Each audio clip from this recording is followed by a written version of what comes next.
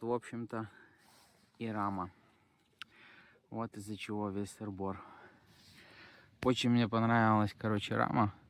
И я просто импульсивно, ну, меня здесь не было. Я просто попросил, чтобы для меня купили этот велосипед. Я не видел ничего. Это была полностью спонтанная покупка. И, честно говоря, я немножечко об этом пожалел. Потому что состояние велосипеда, мягко говоря, не айс. Но сейчас подробнее покажу вам места, которые я успел заметить изначально. И расскажу, что, ну, косячки. Первое мнение о косячках, короче. Гослектор, немецкая рама. Очень мне понравилась просто эта рама. Она прям вот мой стиль.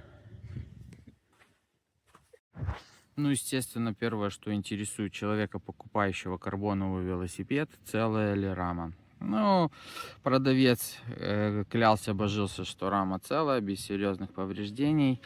Но по факту мы видим вот такие вот моменты.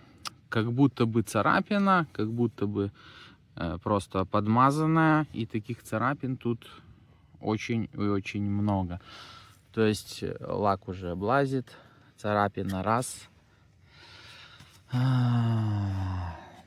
Потертости 2. Сейчас с той стороны зайду. Вот еще пошла по боку. Прям хорошая, прям сколы у нас. Видим краски. Краски, сколы. Еще одна потертость. Сколы, сколы, сколы, короче. Что мы видим с пером? Что у нас с пером? Все тоже покоцанное. Все в сколах. Все подкрашенное, непонятно каким образом. И сразу переключатель покажу. Переключатель полностью уставший. Короче, велик, побывавший, грубо говоря, повидавший жизнь, скажем так. Получается, трансмиссия у нас 2.11. Спереди у нас 2 звезды. Сзади у нас получается 11-скоростная кассета. Причем, смотрите, ребят, состояние кассеты. Ну, это вообще трэш. Как люди смотрят за своими велосипедами, я вообще не понимаю. Людей просто понимание того, что купил велосипед, его обслуживать не надо. Нет у них... Опа, уходит, падает с палочки. Нет у них понимания, что за велосипедом нужно ухаживать, смотреть и обслуживать. Что порадовало в этой раме, так это кареточный узел. Выглядит он очень хорошо. Выглядит очень хорошо. Особо. Ну, тут есть маленький скол краски. Маленький скол краски. Но я не считаю, что это критично. Порадовало это место на простукивании. Прям монолитная штука. Вообще, простукивая раму, мы видим, что к центру у нас идет, ну, тоньше слой карбона. И потом у нас тут опять монолитно.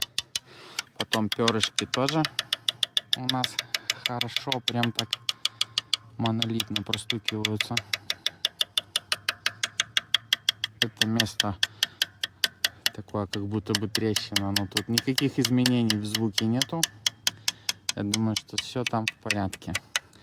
Единственное, тут такое место тонкое, но это само конструктивно так сделано, что оно такое тонкое, что я даже могу продавить его пальцем. Не знаю, покажу вам это или нет. Но пальцем оно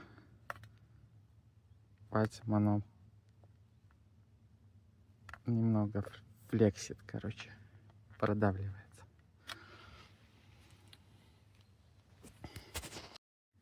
Также пальцем я могу продавить почти в любом месте снизу рамы. Ну, то есть тут идет широкие места. Везде, где широкие места, можно найти легкое продавливание пальцем.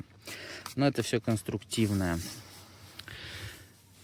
Ну, если честно, по раме если честно, по раме, я думаю, что тут нету никаких трещин, потому что вообще, в принципе, эта рама проектировалась под Олимпиаду для женских Олимпийских игр. И то есть рама сделана мега крепко. Я много чего читал про эту раму. Она сделана очень крепко и в кареточном, и в рулевом. Очень много карбона. Очень много карбона. Так что особо я за раму не переживаю. Хорошо, с рамой немножко более-менее понятное состояние. Что у нас с вилкой? То, что вилка требует внимания, я знал это изначально, потому что никто ее никогда не обслуживал. Я заказал ремкомплект, но потом случайным образом было замечено, что ноги вилки у нас имеют царапины. Причем такие царапины, что чувствуются они прям рукой. Можно их прощупать. Они такие хорошие, прям царапины. И вот тут прям. И было принято решение купить новую вилку. Заказал я новую вилку. RockShox Seed. Приедет она ко мне. И будем мы менять, скорее всего, это колесо переднее. Потому что Seed идет у нас под буст. А эта вилка у нас не под буст. Такие вот планы. Радует монетка. Монетка здесь радует. Я смотрел, сколько такая монетка стоит, потому что мой Seed придет без монетки, так как это ОМ-версия. И досталась она мне за 350 евро. То есть это хорошая очень цена. 500 евро у них, ну, даже на скидках 500 евро цена для этой вилки. И монеточку я эту оставлю себе. Очень радует то, что она в более-менее нормальном состоянии. Ну, руль это вообще, конечно, что-то с чем-то. Каким образом здесь оказался самый дешевый китайский руль, я вообще не имею никакого представления. И грипсы просто поролонки. Тоже очень интересный момент, очень веселый момент. Так, шатуны вот в таком вот состоянии. Комментировать тут ничего не буду, все и так видно.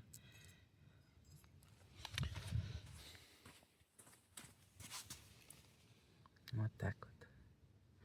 Было решено оставить эти шатуны. Будет убираться вот этот переключатель, будут убираться эти две звезды. Была куплена одна звезда овальная, будет убираться эта кассета, будет убираться этот переключатель. Потом что еще? Все эти монетки тоже будут убираться. Полностью все будет другое. Руль будет другой, будет другие тормоза, будет другой переключатель, будет другая кассета, система будет 1.12, электроника. Насчет рамы, не знаю, буду я ее красить или нет, еще точно я не решил. Короче, только что обнаружил, что моему заднему колесу пришел конец. Ну как пришел? Он был изначально такой, но ничего страшного. Будем делать из него просто конфету. Сейчас я еду к шестигранникам на 14 для того, чтобы открутить барабан в велосипеде. Специальный такой большущий шестигранник. Он нужен. Без него вообще никак. Будем дальше думать, что делать. Короче, что было замечено еще из критического, чего я не ожидал и на что бюджет был не рассчитан. Колесам просто пердец.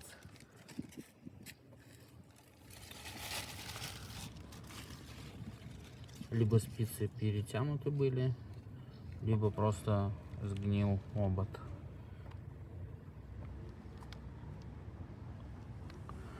Где еще есть такой момент? Вот тут.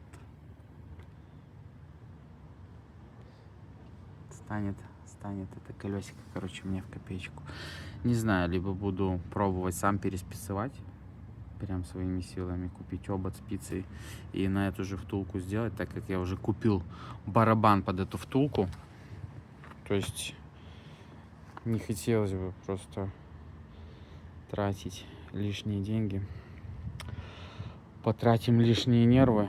Короче, выбор стоит: либо тратить лишние нервы, набираться опыта и спецовать самому обод под эту втулку, либо будем покупать колесо. Короче, только что забрал наборчик для того, чтобы открутить барабан. Тут нестандартные торексы, то есть в простом магазине не купить, приходится заказывать большие торексы на 14, на 14, на 17, на 19, короче. Но сюда просто барабан, туда вставляется торекс и откручивается. Ну, сейчас не показать.